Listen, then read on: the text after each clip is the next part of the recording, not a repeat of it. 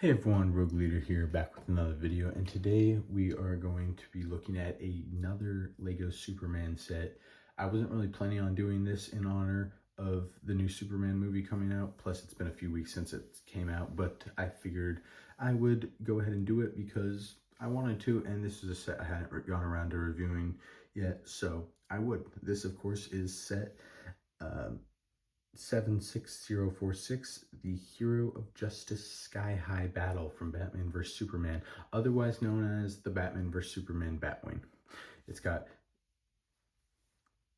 517 pieces, 5 figs, and back in 2016 when it came out it was $60. Today you're looking at probably about $80 for it sealed. And yeah, it's all around great build. You got 2 builds, and this is one of my favorite sets, so yeah, let's start with those minifigures as they're pretty cool. Our first minifigure is Batman, and he is just amazing. I really love the Ben Affleck suit in the movies, and they've done a wonderful job capturing it here in the Lego set. So starting off, we have the torso, which has, of course, the accurate bat symbol, which is reminiscent of the Dark Knight Returns bat symbol. And of course, you have his printed 6-pack, or 9-pack as it is in the Lego Batman movie. You got his utility belt, and I really love the kind of like silver and black details they give to kind of like give it that kind of cool little like lining detail that you can also see in the movie. And then he's got dual molded legs, which I think are great. A nice cape. The utility belt continues on the back, and then you got a little more printing to match the front. Then you have the cowl, which was just the standard cowl back then. And then the head, which was the standard head. So they had not yet switched to using a more 5 o'clock shadow version of this head for the Ben Affleck versions of Batman. They were still using the regular old head. So yeah, that's pretty cool. And then he's got his grappler, which is pretty cool. So yeah. Next is Superman, and again, just an amazing character with an amazing suit from the movie that is really well captured by this minifig. I love the little gold detailing here for the kind of like belt, but not really. The light blue highlights are amazing. You got the logo, which looks great. The cape, again, dual molded legs. That's fantastic. And then a nice big smile and angry red laser eyes. And then I believe this wave of sets, the Batman vs. Superman sets, were the first wave of sets to ever have this black wavy hair, if I'm not mistaken, which is just kind of a cool fact. So yeah, pretty cool. And here's the back of the torso. So yeah, pretty great. And here's our third member of the DC Trinity. Interestingly enough, the DC Trinity is pretty popular. I think, if I'm not mistaken, there's only 2 sets where all 3 of them appear, the other one being the Flying Fox set. So that's kind of interesting, but I really love Gal Gadot's Wonder Woman design, or the outfit design. You have dual molded legs again, or I'm sorry, not again, but you have side printing. You have blue and then the tan to match her skin color, and then the red boots. And again, I just love this design where it goes from kind of the armor to down to like the skirt. It's really cool. She's got printed, I forget what they're called, the cuffs, the bulletproof cuff things, and then you've got her nice whatever it's called, shield with the gold trim, and the bird in the middle looks like probably, I don't know, I'm not good with birds, but I'd guess like a falcon or a hawk or something.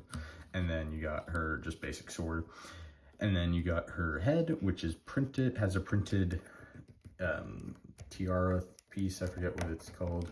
I think is it just called a tiara? Won't come off. There we go. But it's printed. Usually they're molded into the actual hairpiece, but this hairpiece was, I don't think it was created for her. It might have been, honestly, I don't know, but in dark brown. And then you got a smile on this side, angry on that side, and more detail with the gold in the back. And then of course the brown straps running around the back to match the brown strap in the front. So great, that's really cool.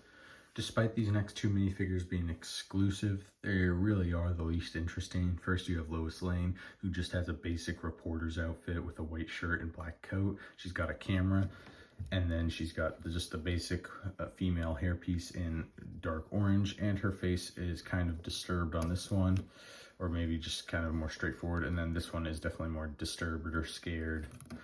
you know, kind of concerned, I guess. So yeah, pretty basic figure, and yeah, she's got a little back brain too. And our last minifigure is Lex Luthor, who of course comes with the hair that he wears throughout the movie, and then later he gets his head shaved, and it's like that. So yeah, one thing I will say is that this headpiece, although it works well for Lex Luthor from the comics, does not at all capture, what's his name? Jesse Eisenberg? That's his name, I believe, for the actor. Does not capture his look at all for his face, so that kind of sucks, but the torso is cool, exclusive also. Comes with his gun and the, of course, dark hair, like I mentioned. No second face, and then just pretty basic backside too. So yeah. Our smaller of the two vehicles is going to be this basic LexCorp helicopter, which, you know, isn't crazy interesting, but it is a cool and fun inclusion to actually give Lex Luthor something to fight the Batwing against. So pretty cool. It's a very basic design, just, you know, feels like a city helicopter, but in all green with some missiles attached. So you can see we got two out on the outskirts that are just green, and then two that are green with an orange stud connected also, and that's gonna be the same over here. And of course, they work like flick fire missiles do. You can either flick them or just push them out, and if you actually try, and you can make them go kind of far, especially if you flick them. I don't know how well. Yeah, it's kind of difficult to shoot all at once, but yeah. And then, of course, the blades can spin. You have these, which you could angle if you wanted to. Of course, you got the nice landing helicopter piece. And then in the interior, you have just a basic seat with a steering wheel that you can go ahead and put Lex Luthor in. And then I believe, yeah, there's no real place to put his gun, so he just has to kind of hold that, which, you know, he can do. It'll still close all the same. And yeah, and then you got, like, I guess some lights or something. And then, of course, you can spin it and have a grand old time. So yeah. And here is the Batwing, which honestly, I gotta say, this is one of my favorite designs for the Batwing, just how unique it is. But yeah, it is very cool, and I think that they captured it very well. So you got these nice, like, I guess wings that connect up here and back here, and then you also, they use these translucent pieces to help secure the front end, because this actually isn't connected here. It is supposed to be, like in the movie, these wings connect to this, and this is how it stays up. There's no like translucent bars actually in the movie, but of course that's pretty difficult to do with Lego, so they just went for translucent beams to help prop it up. And the reason these don't connect is because of a play feature I'll show you here in a second. But going around, really love this kind of just gray accents they have going around. And of course, then you have the gray Bat logo. And of course, the stud shooter in the front, which is just beautiful. And if you don't know how these big 6 shooters work, usually there's some sort of like turning mechanism, like this black gear in the back, and you just can turn it and it'll start shooting them off one by one. And yeah, it works pretty well.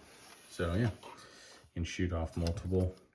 And then looking at the back, you got some nice engines on each side and some more gears that will work with the play feature, which is basically a landed mode. So of course you have these wings on the side right here, which you can angle however you want. But if you wanted to, you could angle them out.